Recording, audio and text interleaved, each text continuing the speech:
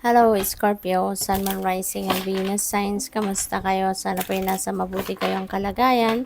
Welcome back po sa Star Tarot. Kung bago kayo dito, welcome din kayo. Thank you for your support. I truly appreciate it. God bless you all, Scorpio. Una mensahe po ninyo ay expression. Open up your heart and connect with others. Express your creative self.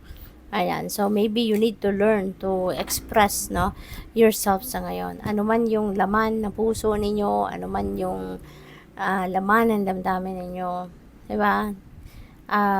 Bring it out, di ba? I-express ninyo yon. Lalong-lalo na kung meron kayong mga creative prowess, di ba? Yung mga creative ideas din ninyo, i-share ninyo yan.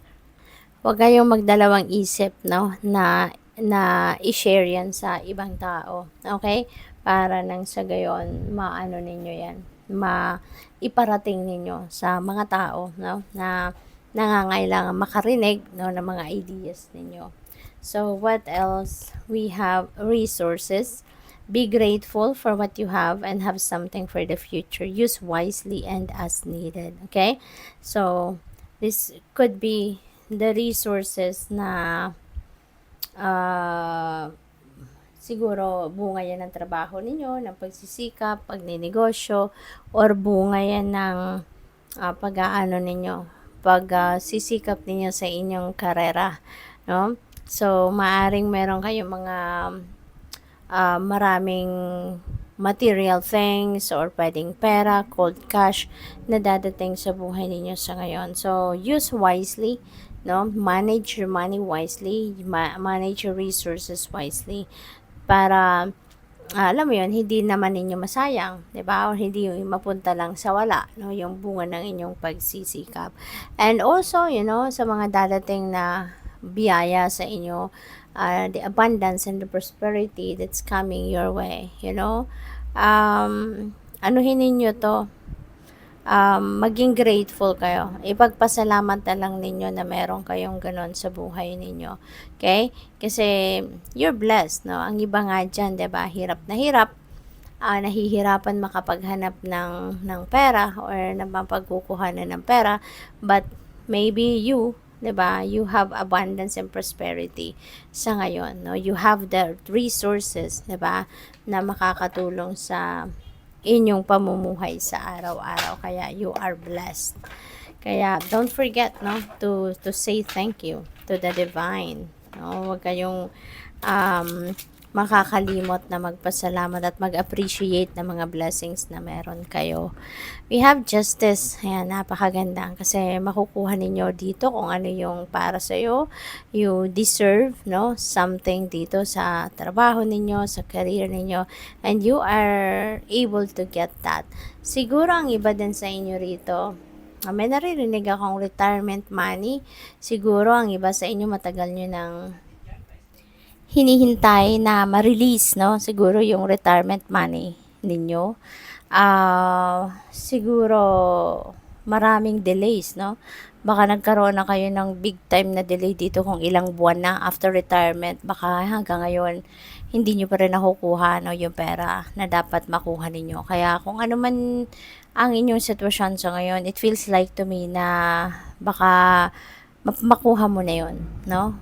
Pinaglaban mo na't lahat, binigay mo na lahat ng mga dokumento na kailangan ninyo, requirements, 'di ba? Follow up na siguro kayo. Kaya feeling ko dito makukuha mo na, no? You deserve it, pinagtrabahuan mo 'yon, no? So siguro lang baka nagkaroon lang ng delays for whatever reason, but yun nga, no? Feeling ko makukuha mo na din yung pera na hinihintay ninyo.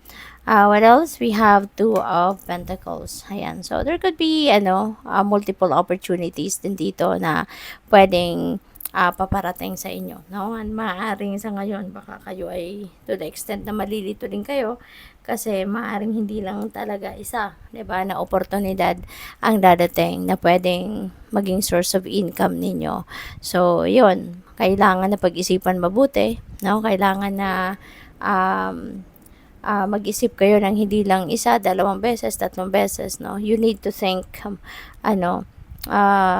for quite some time about it, diba?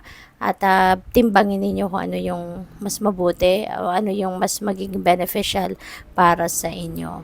At siguro din ang iba sa inyo, you are multitasking. Siguro ang dami-dami ninyong ginagawa, ang dami ninyong trabaho. Maybe you have so much task, no? Nasa balikat ninyo. Kaya siguro yon marami din kayong kailangan na um, asikasuhin. Kaya this is also asking for balance, okay? Kailangan ninyong balansehin ang lahat. Kailangan ninyong balansehin ang buhay, no? Para wala kayong maneglect na area of life, lalo-lalo na ang trabaho ay napaka-importante. So, what else? We have 9 of Swords. Siguro you are, worrying about something. No, probably, no, related ito dito sa retirement money na ito. Baka ang tagal nyo na talaga itong pina-follow up siguro, no? Ang tagal nyo nang hindi nakukuha to. Kaya ngayon, nai-stress na kayo ng bonggang-bongga dito. No? Kaya, yun, no? Tignan ninyo maigi, no? I-assess ninyo yung sarili ninyo.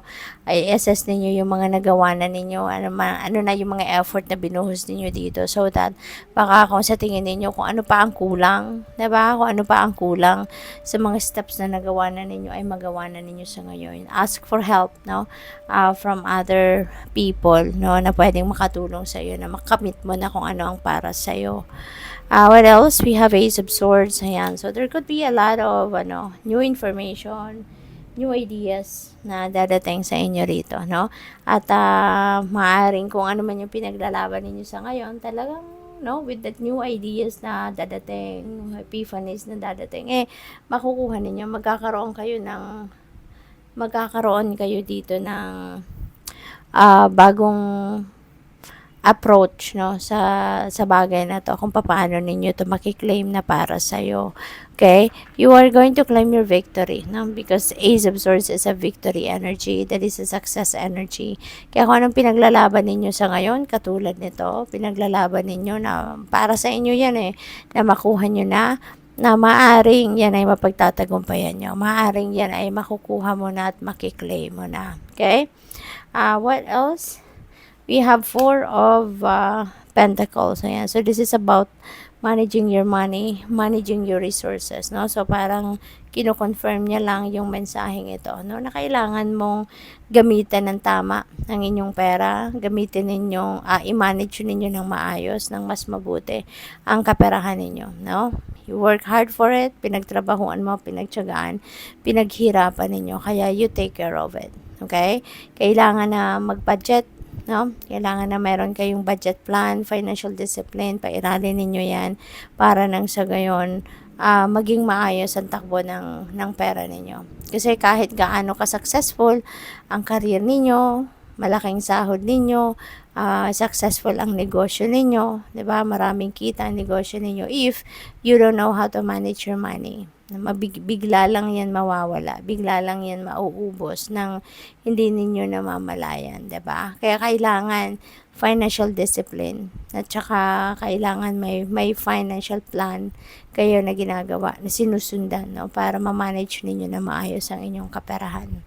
So, what else? We have 4 of Cups. May offer dito na paparating sa inyo. Baka pwedeng offer ito of help, no? Baka meron tutulong sa iyo. Dahil nagulong-gulo na isip ninyo, maybe someone is going to come towards you para tulungan kayo, no? Makapag-advise sa iyo or matulungan kayo kung anong dapat na gawin, or this could be an opportunity tulad na lamang ng trabaho, 'di ba? Or an opportunity na business or career related opportunity. So pwedeng meron dumating din sa inyo na ganun. Kaya good luck. Thank you for watching. Love and light. Namaste.